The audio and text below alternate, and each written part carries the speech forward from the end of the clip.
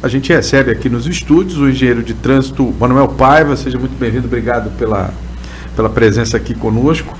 E a gente já começa tentando compreender assim, de uma forma mais abrangente, né? Que fatores, né, podem, causam esse tipo, levam, né, esses veículos de grande porte se envolverem em acidentes. O que me parece, pelo menos é o sentimento que eu tenho, é que quando você está à frente de um veículo desse, né, você já fica com medo de dirigi-lo, né? Imagine de correr, de passar num sinal. Eu não sei, efetivamente, existe algum estudo, algo que justifique esse tipo de acidente? Boa noite, Paulo. Boa noite aos ouvintes e telespectadores. Infelizmente, nós estamos contando vítimas, né? E o que é mais chocante, Paulo, é que hoje nós temos uma cidade para veículos. As cidades não são para as pessoas. E as pessoas são as principais vítimas, né? Então você colocou muito bem. O que tem naquele veículo lá de grande? Será que esse motorista, ele está sendo reciclado? Ele foi preparado para isso? Ele está sendo monitorado, o seu comportamento, enfim. Porque o repórter foi muito bem. Está existindo a fiscalização melhorou depois de nós contarmos várias vítimas durante esses 2 anos, né? O número de vítimas tem aumentado no trânsito, vítimas fatais.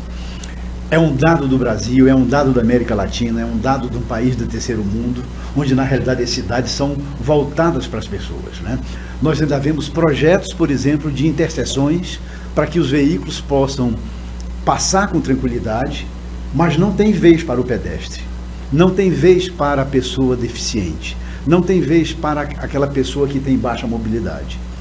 E no sistema viário acontece exatamente esse parâmetro, né? Que prioridade nós damos às pessoas no sistema viário, né? Para aquele profissional que transporta vidas todos os dias através do transporte coletivo, seja ele do urbano, seja ele do transporte especial, seja ele do transporte executivo, do alternativo, ou dá vez ao automóvel, onde tem as pessoas, por exemplo, alguém pode negar que, por exemplo, o motorista do aplicativo, ele comete mais infração no trânsito do que aquele taxista comum, né? Nós temos acidentes hoje, aquele acidente que ocorreu entre a carreta e o ônibus. Isso. Aquilo dali é exatamente a imperícia do condutor. Não tem outro, ali não era falta de fiscalização, era a imperícia desse condutor. Vamos ver o que esse condutor, há quanto tempo ele recebeu uma reciclagem, né? Ele recebeu uma requalificação. Então, eu diria o seguinte: pode ter todo o planejamento do mundo, pode ter uma fiscalização, e aqui a gente faz uma observação. É preciso ter mais fiscalização eletrônica, monitorar velocidade, utilização de faixa, é preciso as pessoas na rua, é preciso monitorar para evitar, para que nós não venhamos contar as vítimas, né?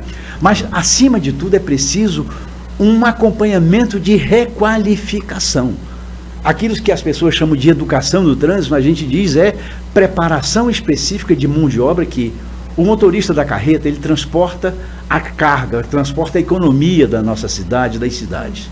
O motorista do transporte coletivo transporta a carga mais preciosa do mundo, que são as vidas de pessoas indefesas. Hoje nós tivemos contando vítimas, pessoas idosas, novos, estudantes, trabalhadores, que estão indo no seu deslocamento diário, num serviço que não é bom, num serviço que é caro, num serviço que não é confiável, num serviço que não é seguro, né? Porque tem problema de segurança do usuário, tem problema de segurança para o motorista, tem problema de falta de sinalização, tem problema, ou seja, são vários fatores e que leva ao estresse, leva a essas questões onde nós vamos contar vítimas, né? Nós estamos contando, então isso é extremamente triste.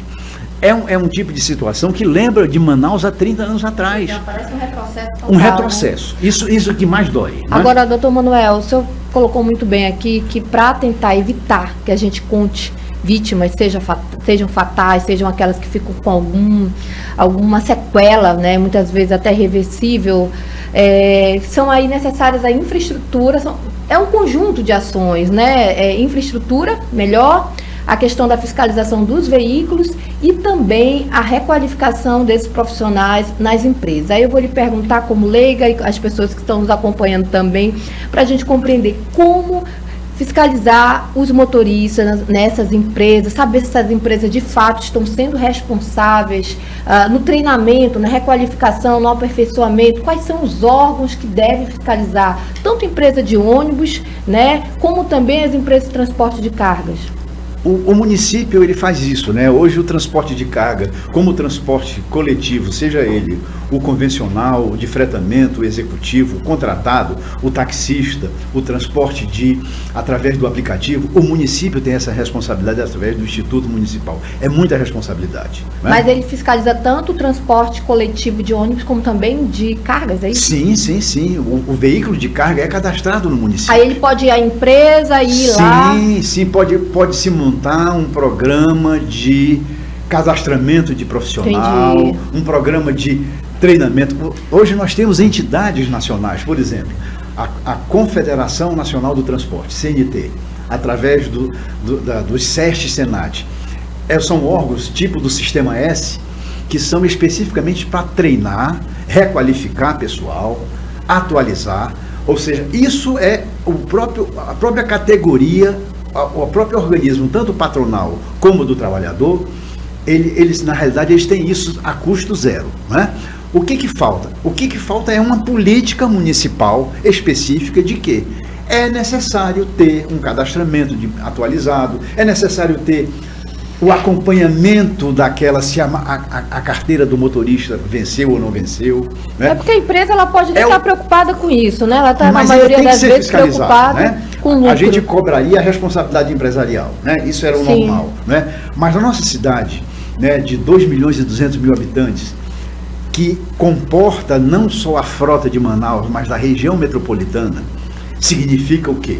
Mais de 1 milhão de veículos que circulam no nosso sistema viário, o nosso sistema viário que é limitado, nosso sistema viário que não dá prioridade na operação para o transporte público de passageiros. Hoje existe uma competição muito forte, Corrado, entre o transporte individual, o carro, que transporta apenas 25% da população.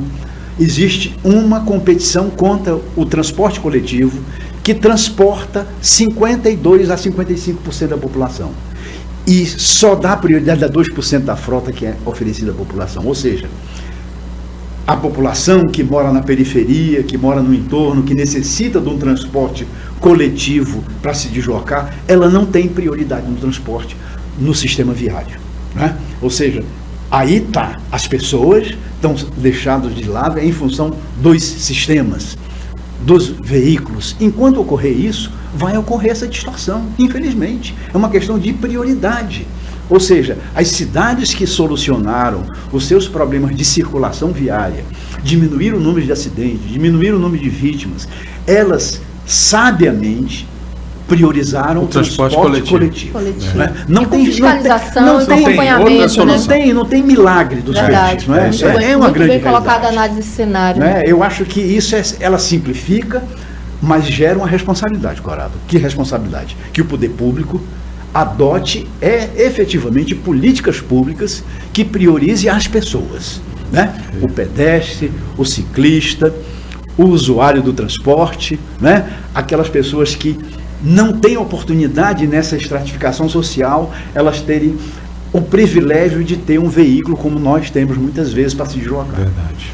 Muito bem, olha, são 6h22.